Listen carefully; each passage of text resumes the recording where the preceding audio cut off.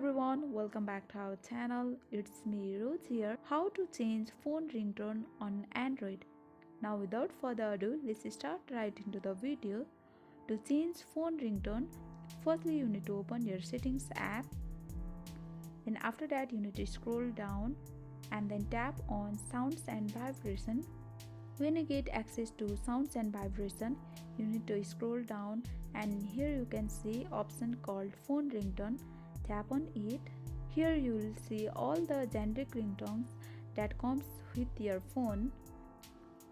You can select any of them and use it as your ringtone. Also you can select your own custom ringtone. Tap on it. Here you can see all the MP3 files that are on your phone. You can select any of them and use as your ringtone.